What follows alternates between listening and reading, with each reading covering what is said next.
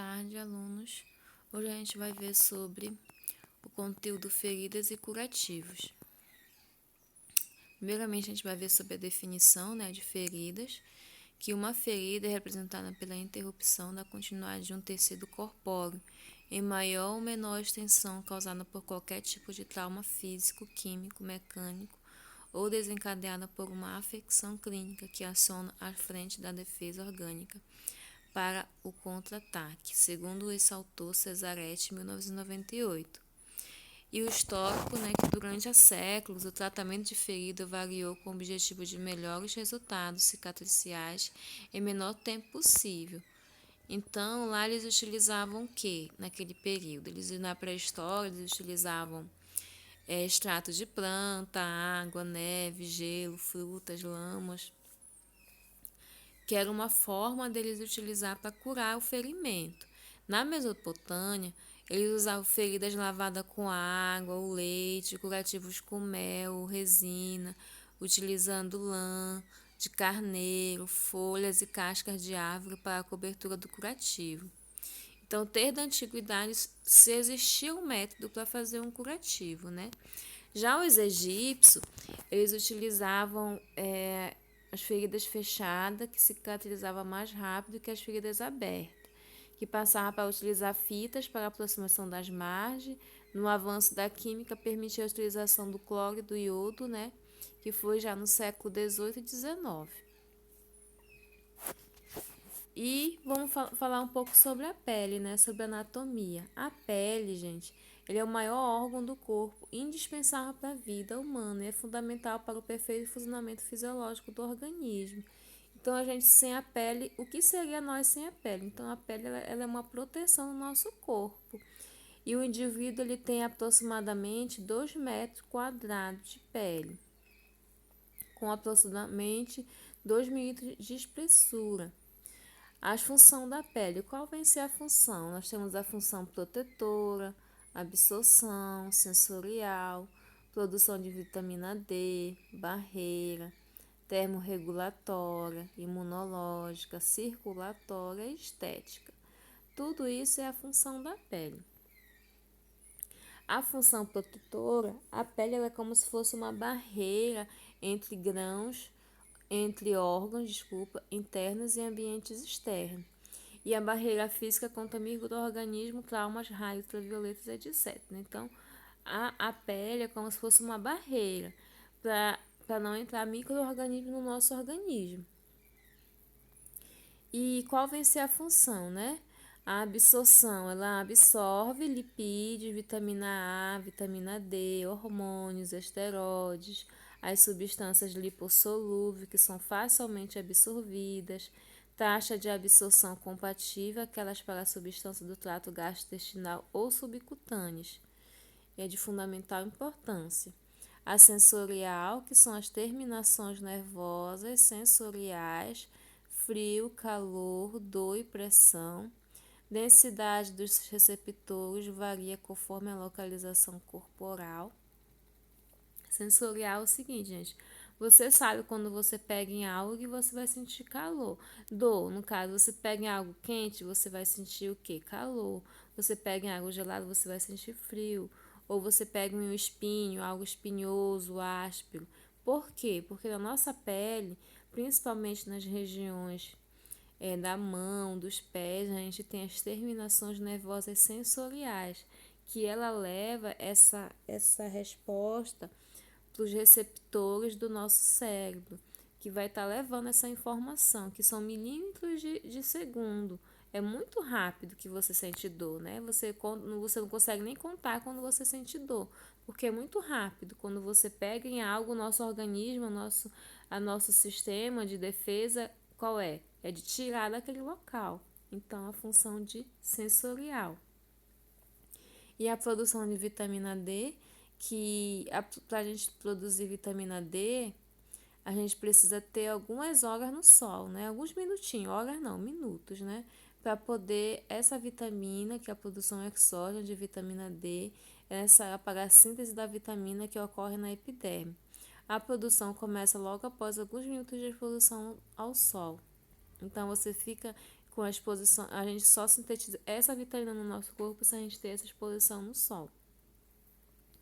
E a barreira, né, que previne a perda de água e eletrólito, mantendo a umidade do tecido subcutâneo, que é a evaporação contínua da superfície da pele, com a transpiração insensível, que é 500 ml por dia de adulto.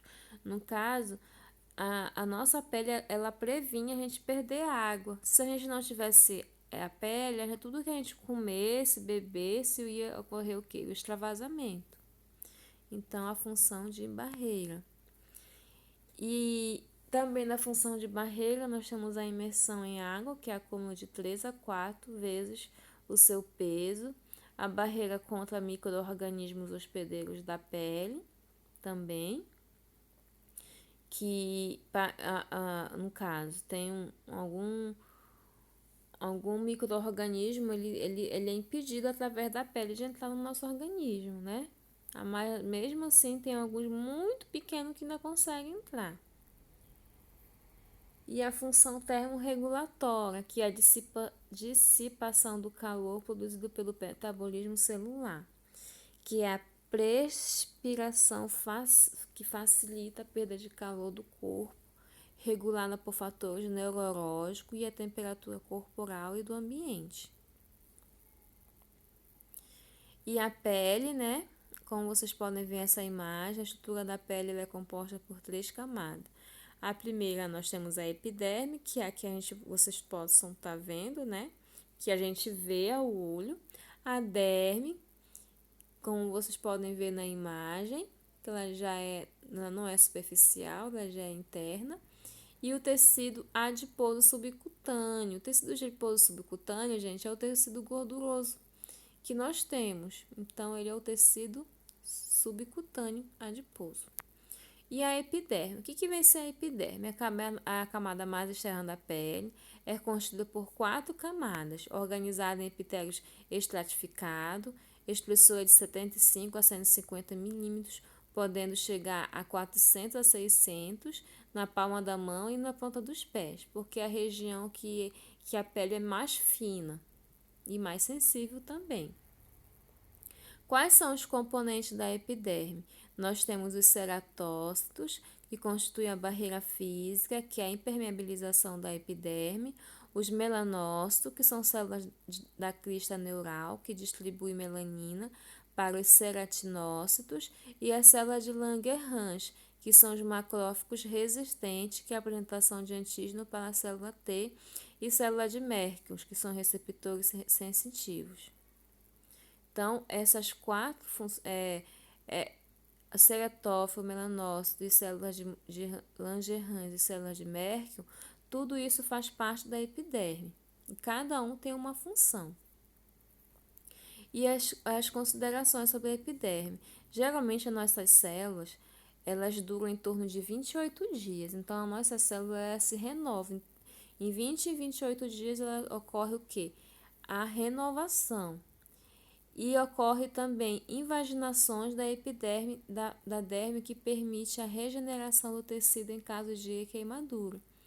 No caso, você teve uma queimadura, vai o quê? Aquele tecido que ocorreu a queimadura, a lesão vai se regenerar.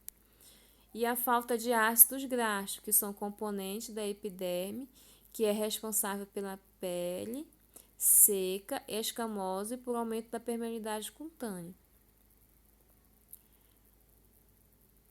Então, a falta de ácidos graxos componentes da epiderme é responsável pela pele seca. Muitas vezes, quando você passa muito tempo no sol, às vezes vai na praia, às vezes esquece o protetor solar, o que vai acontecer? A sua pele vai ocorrer a descamação. Isso é um exemplo da troca, né, da epiderme. E a falta de ácidos graxos também, que é componente da epiderme. E os pelos e as terminações típicos crescem cerca de 0,5 milímetro por dia na cabeça e cerca de 0,4 milímetros por dia no corpo. E a derme, né, que ela é formada por 2 camadas. Nós temos a papilar, que adere e nutre a epiderme, a reticular, que é a mais espessa relativamente à celular e à vascular. E a derme, que é formada por 3 componentes. Nós temos os fibroblastos, as fibras elásticas e de colágenos e a substância fundamental. E o envelhecimento, as papilas dérmicas, ela tem uma diminuição de 55% entre 30 e 90 anos. Quando a gente chega aos 30 anos, o que vai acontecer? Vai ocorrer as papilas dérmicas, vai diminuir 55%. Então, vai ocorrer a diminuição da umidade, a pele fica mais escamosa, diminui a elasticidade, ocorre flacidez e ruga, acúmulo de neoplasias benignas, melanócitos diminui de 10 a 20% por década, aumentando a susceptibilidade dos raios ultravioletas, a derme sobre redução expressiva de espessura pele transparente no idoso. Então, quando chega aos 30 anos, gente, até 90 anos, tudo isso vai diminuindo a função da nossa pele. Por isso que ocorre o envelhecimento. E a cicatrização? A cicatrização, ela tem várias etapas. Nós temos a fase inflamatória, que é a fase como vocês estão vendo na imagem, né?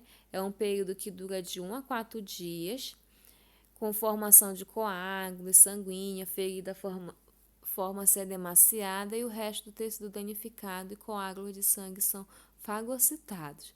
Então, ele ocorre de 1 a 4 dias. A fase proliferativa é o período de 5 a 20 dias, com produção de colágeno, formação de tecido de granulação e aumento de tensão da ferida. Então, de 5 a 20 dias vai ocorrer o quê? A fase proliferativa, que como vocês podem ver, está aumentando o colágeno e está ocorrendo o quê? A diminuição desse ferimento. E a fase proliferativa, que é a formação de tecido de granulação, função de preenchimento tecidual para posterior depósito da matriz do tecido conjuntivo. Então, vai ser o preenchimento daquele ferimento. E a fase reparadora, que dura em torno de 21 dias a meses ou até anos, sendo caracterizada pela reorganização das fibras de colágenos, que se comprime para reduzir o tamanho da cicatriz. Quais os fatores de interferência na cicatrização? Nós temos a idade, a etnia, as doenças prévias, a hematonutrição, técnica inadequada de curativo, infecção local, corpos estranhos, imunossupressão e medicamento. Então, gente, como vocês podem ver, cada fator vai interferir na cicatrização.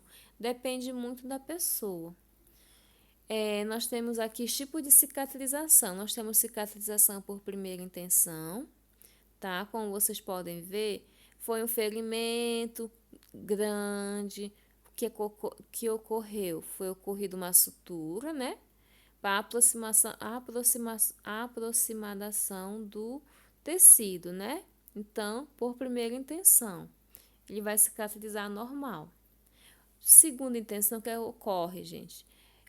Teve a lesão, teve a sutura, né, a aproximação do tecido, mas ocorreu infecção. O que você não pode mais fazer não pode mais fazer sutura. Então, geralmente, romper um ponto, o que vai ocorrer? Faz o curativo e aí vai ter que cicatrizar por segunda intenção, tá? Não pode mais suturar, vai ter que romper o pontinho vai ficar rompido mesmo. Vai ter que fazer curativo para ocorrer a cicatrização por segunda intenção.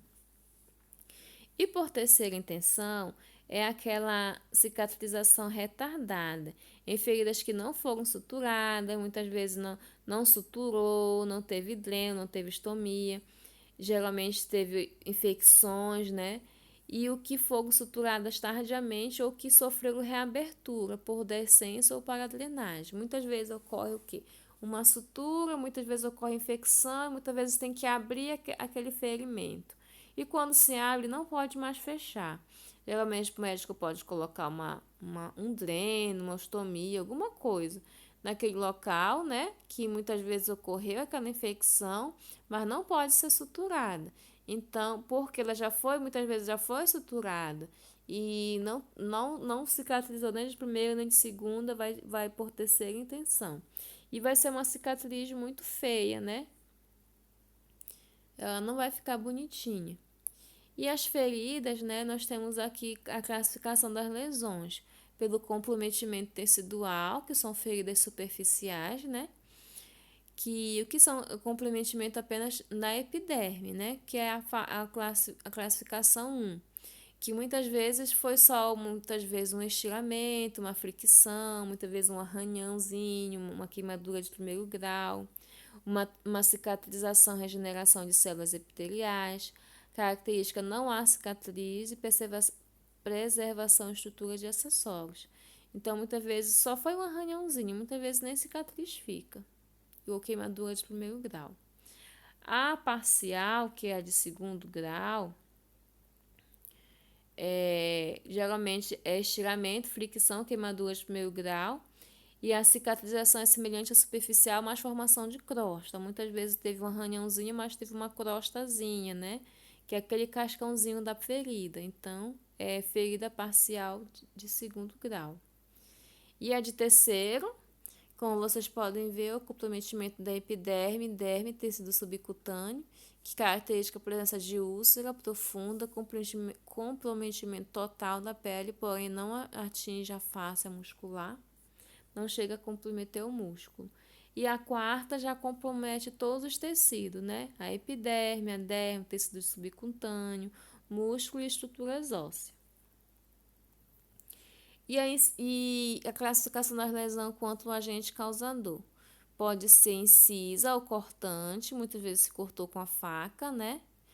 Então, como vocês podem ver, é uma incisa ou cortante. Nós temos a lacerante, a perfurante, que é com prego, ou penetrante, com armas de fogo. E aqui nós temos essa imagem, quanto ao agente causador. Nós temos a contusa, muitas vezes chutou, muitas vezes se machucou lá na quina da porta, né? Contusante, perfurante, pisou num prego, no espinho, a incisa com a faca, o esmagamento caiu um tijolo, uma pedra em cima do pé. E aqui, quanto ao agente causador, né, também nós temos a escoriação, quando criança, quem nunca caiu de joelho, ficou com o joelho todo ralado, né? E a dilacerante, que caiu algo em cima da pessoa. No caso, nós temos a imagem do tronco de árvore que caiu na pessoa. E quanto ao conteúdo microbiano, nós temos as feridas limpas, que são lesões feitas em condições assépticas e livres de micro-organismos. A limpa contaminada, que é lesão com tempo inferior a 6 horas entre o trauma e o atendimento sem grandes contaminações, tá? E a contaminada, que é acima de 6 horas. A gente pode ter o exemplo de uma limpa, uma cirurgia de cesárea, que é uma cirurgia limpa, né? A limpa contaminada, no caso, a pessoa teve um acidente, mas o SAMU chegou em menos de 6 horas, foi pro trauma. Então, em menos de 6 horas, ela está limpa, contaminada. E contaminada, muitas vezes está no interior muito longe, até chegar alguém para socorrer, né? Mais de 6 horas para atendimento com presença de contaminante, mas sem processo infeccioso. E a infectada é a lesão com presença de agente infeccioso local e intensa lesão inflamatória. Aqui nós temos várias feridas, né? Principalmente infectadas. E a avaliação de enfermagem, né? Que é a realização de curativo, compete à enfermagem, a sua execução não se restringe apenas a uma questão técnica, mas a todo um processo de avaliação que antecede o início do tratamento e repassa o transcurso do mesmo. A anamnese, a causa da ferida, se ela é aguda ou crônica, que aguda, gente, aguda que ele se machucou e foi para o hospital. A crônica é que ele se machucou, ficou em casa, infeccionou e depois de muito tempo ele foi para o hospital. Então se torna uma ferida crônica.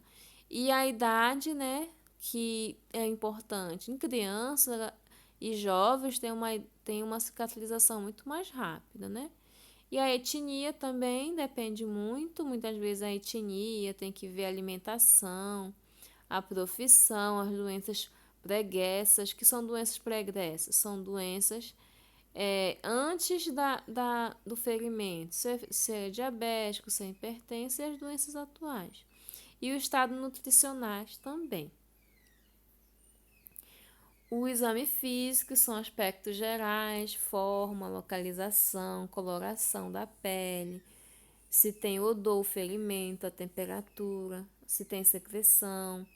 Como vocês podem ver, né, o estado da ferida, faz a mensuração, né, da ferida, tanto na profundidade, quanto no comprimento, quanto na largura. O tipo de tecidos, nós temos os tecidos viáveis, epitelização, tecidos de granulação, os inviáveis, que são fibrina desvitalizada, tecidos necróticos. Aqui nós temos o estado da ferida, cor, vermelho, inflamação, granulação, amarelo, fibrina, pus, cinza, marrom, negro, necrose. Aqui nós temos o estado da ferida, que vocês podem ver ferida vermelha, que geralmente pode ser inflamação granulócica, pode ter ferida amarela, com fibrina, com pus, cinza, marrom, negro, necrose, tudo isso vocês podem estar verificando. O exudato é o pus, que geralmente é o volume, é muito volume ou é pouco volume? Tem odor? Você sente o cheiro forte ou não? E a cor? Que cor é? É um pus claro, marrom, cinza, preto ou sanguinolento? E a consistência? Se é grosso, se é fino, tudo isso tem que ser verificado. E as bordas, né? Tá tendo a epitelização é a parte da cicatrização, se está vermelhinho. Necrose. Necrose, gente, é uma ferida preta, escuro, porque não tem circulação sanguínea naquela região. E a laceração, se tem laceração, se é uma ferida regular ou irregular, se tem sinais de infecção e contaminação. E o curativo, nós temos diversos tipos de curativo, né? E quais são os objetivos do curativo? É a manutenção da umidade, é absorver o excesso do exudato, o isolamento térmico, barreiras microbianas, permitir troca gasosa, proporcionar retirada traumática. Então, tudo isso é importante se observar no curativo, né? Tem que ter a manutenção, tem que ter uma boa umidade, tem que absorver o excesso desse pus. Esse pus ele tem que ser tirado, porque se você não tirar esse pus, o paciente vai continuar com infecção. Então, tudo isso são os objetivos do curativo. E a limpeza, né, da ferida, que é fundamental, que se tenha, né?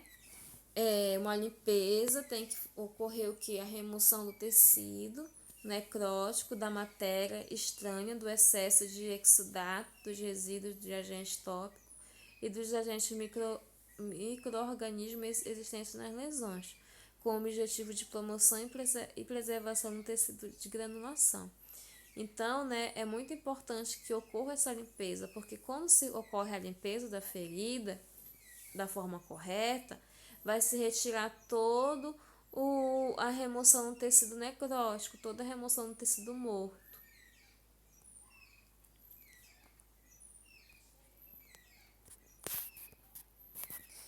A técnica de asepsia, né, que é a melhor técnica de limpeza para a ferida em geral, é a irrigação com jato de soro fisiológico a 9% e a técnica de limpeza de ferida, que nós vamos estar olhando isso na aula prática.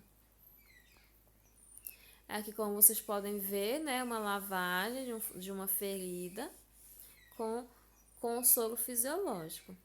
E os curativos são 4 categorias básicas de produto. Nós temos curativos, produto para preenchimento de espaço, produto para proteger pele circundante, curativo secundário para manter o curativo no lugar.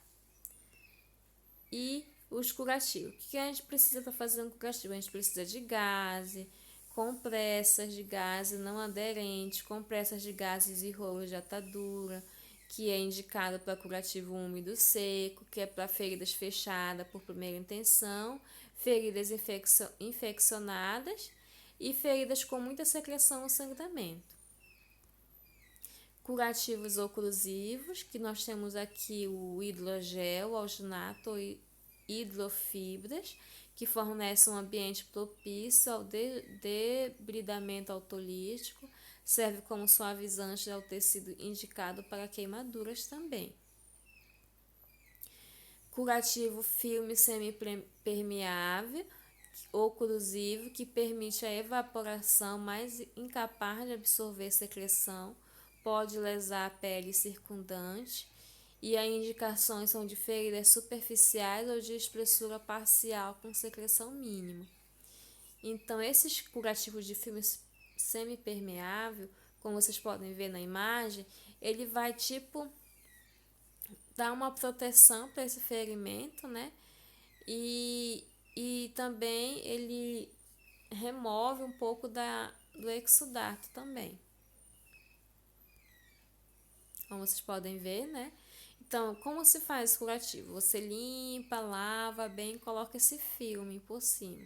Ele vai fazer todo o procedimento de autolítico, de autodrenagem desse ferimento.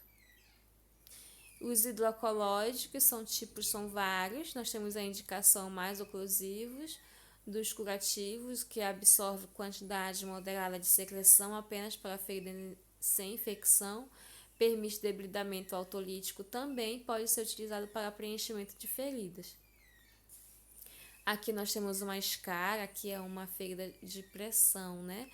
O que é essa úlcera de pressão? A pessoa que fica muito tempo hospitalizada e muitas vezes a enfermagem não tem aquele cuidado de mudar o paciente de decúbito, né?